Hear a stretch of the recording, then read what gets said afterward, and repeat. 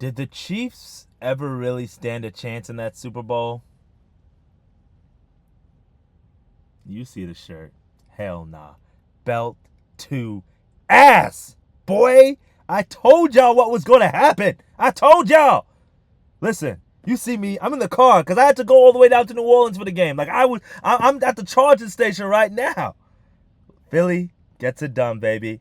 Super Bowl champions again. 2 times in the last 7 years.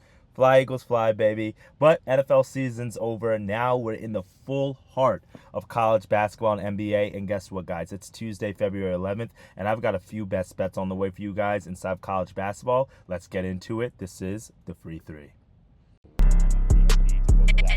I love it, Noble. Noble, I also love your YouTube videos. I watched them while I was gone. That was fire. But getting paid because yesterday we had a full sweep. Mike going under, that was just icing on the. Why are we going to go in such a weak AFC South? Unless we have the NBA Blowout Association. Bang! Knicks take a 1-point lead with 13 When you hear the sirens, you know what that means. You got barbecue back there, and you didn't invite me. Hurt my feelings. Happy Tuesday, my friends. It is your boy Noble Living back with another DYF Bets video where I'm breaking down my favorite picks and plays of the day as we just try to get to the bag together and make that money. Oh, man, I still feel good. I still feel good. It was just, I mean, it was meant to be. And I just wish the game was a little bit closer so, like, we could actually have a good game. But it was a beautiful game. It was a beautiful game. Eagles, Super Bowl champions. You guys know the vibes. I posted a whole video as to why the Eagles were going to smack the Chiefs. Hopefully, you guys watched that video. Thank you for all the new subscribers, everybody who commented on the video. I greatly appreciate you guys, man. This channel, we've been growing it for about the last year or so, and I just have more and more things I'm going to continue to add. And if you guys don't know, if you're new, my name is Noble. And we're here every single weekday where I give you my best bets of the day. Now, I'm a professional sports bettor, been gambling for 10 plus years. And the beautiful thing about betting is as it's getting more and more commercialized, it's getting harder and harder to be successful. But you can do it from literally anywhere. And that's what I love about it. I can travel all over the country and still make money because of basketball, because of football, because of sports. Like right now, I'm literally at a Tesla charging station waiting for my car to charge up. And guess what? I can put in plays. I can share you guys my plays. And that's what we're going to do today. So again, I appreciate y'all for showing love and commenting. I have more videos on the way. And I think I'm going to start like a new type of video every week or so, or every bi-weekly. It's like just an Eagles specific video, like things going on up in the off season, because again, I follow the Eagles. I've been a diehard fan of the Eagles my entire life, and I probably follow them a little bit more obsessively than most people do. But you know, I have basketball analysis coming up, a whole bunch of things. A quick recap for you guys on how we did on Super Bowl Sunday real quickly here. We actually went 5-2 on the Super Bowl Sunday picks and plays that we dropped on the channel. We cashed in on, of course, the Eagles money line. We took that for 2 units. We took the Eagles team total over 23.5. No sweat bet there. We got that cashed in the first half. Jalen Hurts, anytime touchdown score, got that done in the first quarter. Isaiah Pacheco, under 5.5 rush attempts. I told you bro wasn't going to get involved in the game plan. He only had 3 attempts. No sweat. Mahomes, over 29.5 rush yards. I think he finished with 25. If it was a closer game, I guarantee you he would have been able to get this because he would have ran way more than he did. But it's okay. I'm fine with this loss. And then Jalen Hurts, over 18.5 completions. I should have just taken the yards. He would have hit. But it's okay. I'm fine with this loss as well. And then Mahomes to throw an interception. We got that done as well. Belt to ass, boy. Belt to ass. That's what the Philadelphia Eagles did on Sunday. I will do a full kind of recap of how the NFL season did maybe tomorrow or Thursday when I get back in town and everything like that. I'll go through the records on how we did completely in the NFL season. The records on action's not all the way accurate because we just started using that at the beginning of the year. But overall, it was a very good postseason for us because the Eagles are Super Bowl champions. So on to today's video. Yesterday, I put out a few picks on the action and on Twitter. Nothing too crazy. Light slate of games and everything like that. So for today, I'm going to dive into the college basketball slate. We're going to get into it real fast. If you're new to the channel, thank you for tapping in. Please subscribe. Please like the video. It helps us grow the algorithm. And if you are new, then you guys might not know what to do. But all you have to do is comment below. Comment something like, this is my best bet. Comment 30, whatever. And if you comment, then I will, if we sweep the board, if we get every bet right, then I will Venmo somebody some money, all right? Literally, simple as that. So free 3, I'll Venmo you $30. Literally simple as that. Just comment below with something, go Birds, with your best bet, and we'll be able to do it, all right? Tonight, let's get things cooking on this college basketball slate. We have a few games that I do want to take a look at real fast. I will say that we're going to go probably 2 bankroll builders just because there are some lines that I don't want to lay like in and of itself.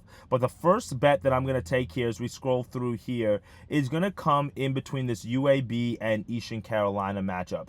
And the line was actually dropping on this one as a lot of people were favoring Eastern Carolina. And you can see the money line has gone up to 140. We got -1, -2 here for UAB. And what I'm going to do is I'm going to go UAB on the money line. I saw it at -130 earlier, at -140. See, -135 is like my threshold for money lines. So I'm fine with taking that. If you do want to parlay with the big favorite, be my guest, or take -1.5. Do not take -2.5. Yes, I think it will still hit, but I want either the money line or I want -1.5, okay? So I'm going to just go -1.5 here.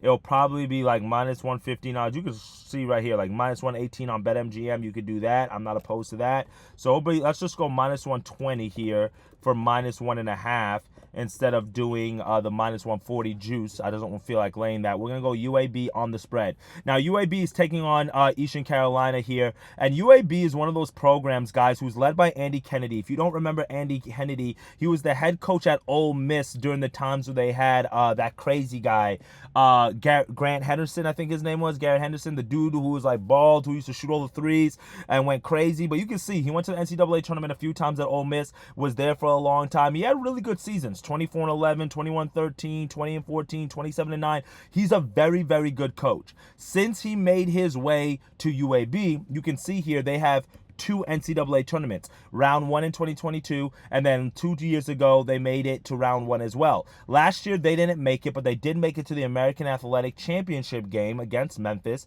where they ended up, was it against Memphis? I think it was Memphis, where they ended up losing that game, and they just didn't have a strong enough record to make the tournament. This was last year, because this is 2025 here. So yeah, last year they did make the tournament. Yeah, 23-12, they did make the tournament. They made it to the ACC championship game, the AAC championship game. So UAB is one of those teams that I like to bet on because I'm a big fan of their coach.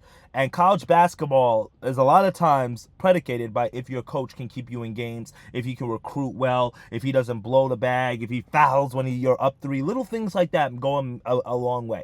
And you can see so far for UAB this year, they're 15-8. But since they've started conference and play, they're 8-2. Their only 2 losses came in their first game of conference play on the road against North Texas. And you can see they're 64th on KenPom, so they're very strong. And then Memphis, which is the team that's expected to win this conference. Besides that, every single team that they faced, they've handled pretty easily, including Florida Atlantic on the road. They won that game by 5 points. That's a top 100 team on KenPom. That's a very hard win in the conference, including at home last game against the North Texas team that they were able to get revenge on. Now they travel on the road to Eastern Carolina. And I could see this being a letdown spot for a lot of people out there. Why? Because of the main fact that they just won back-to-back home games. They just beat North Texas. You're riding high off that win, and now you travel on the road to Eastern Carolina, and this screams classic letdown. And I do agree with you, but this is the problem with that, okay? When you look at the schedule for UAB, they really only get 2 more shots at really being able to get that conference #1 seed. You got Memphis right here. You got FAU. Now, let's look at some of the standings right now real quick in the American Athletic. You can see Memphis is 10-1. UAB is 8-2. North Texas is 8-3. Florida Atlantic is 7-4. East Carolina is all the way down here at 5-6, right? So when you look at this schedule, they get to play Memphis. They get to play FAU again. They already split with North Texas, so that's good. And if you look at North Texas' schedule, they have to face, they might win out, but they may lose one more to like Florida Atlantic, right? So every game is valuable now for UAB because you win this game against Memphis, we may have a 3-way tie for first place in the American Athletic. And that's really big going into conference tournament time because these are one of those conferences higher seeds get a bye. So when you look at this team, 47th offensive efficiency, 25th in field goal and turnover percentage, so they don't turn over the ball a lot, 9th in offensive rebounding percentage, so they attack the glass hard. That's what I love to see. Now, their defense does have question marks, which is why when they face a good team like Memphis, when they step up in class like we saw against Arkansas State, against MTSU, sometimes it causes them a little bit of problems. But the team that was up here is way different from this team down here. There's certain coaches that they want to win non-conference, obviously, but they don't care as much as they do come conference time. And Andy Kennedy is one of those coaches. He always gets his team ready for conference play. That's been happening since Ole Miss days. And when you look at Eastern Carolina, they're 5-6 in conference. They've lost 2 of their last 3. It was a good win against UTSA in their last game, but UTSA is not that good, and you only won that game by 1 point on the road. You lost in overtime to Temple, excuse me. You beat Tulsa in overtime here, but again, Tulsa's 283 on KenPom. You playing a Tulsa team 283 on KenPom into overtime, I just don't like it. Every time they've stepped up in class, South Carolina, a team that doesn't even have a single SEC conference win,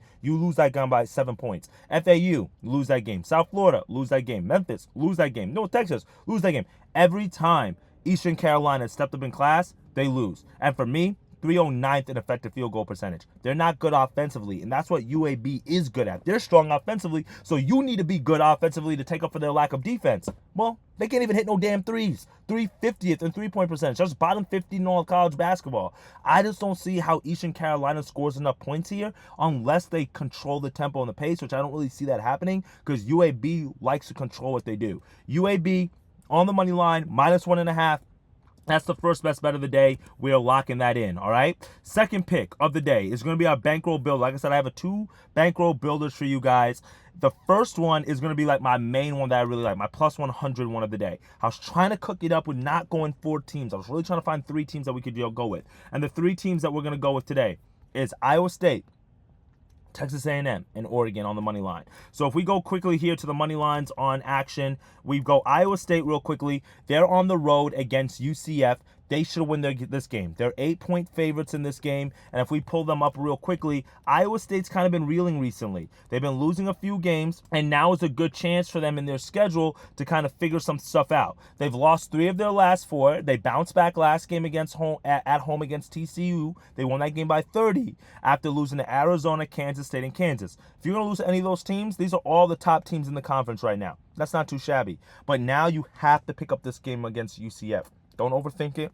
UCF on the road. They're not really that good of a team, UCF is. You can see KenPom has this an 8-point win for Iowa State. I'm taking Iowa State. Number 2 pick is Texas A&M. Texas A&M in this matchup is at home against Georgia. And Texas A&M is one of those teams that always worries me because every time I bet on them, they find a way to lose. But when you look at their record this year, 18-5, I just had bad luck, I guess. But Texas A&M, you can see KenPom has this an 8-point win for them. They've won 3 games in a row, including winning 5 of their last 6, which you love. Their only loss was against Texas. Well, I was on them against this game. And that was really a game where they were up by 20-plus points, and they blew the lead. So if they didn't blow that lead, they would really be riding a 6-game win streak in this game. They're at home. College Station's a very tough place to play. And Georgia, the problem with Georgia is if they can keep the game muddy, if they can keep the game low scoring, they have a shot. But the problem is they don't score no points. And you got a Texas A&M team that's 36 in offensive efficiency.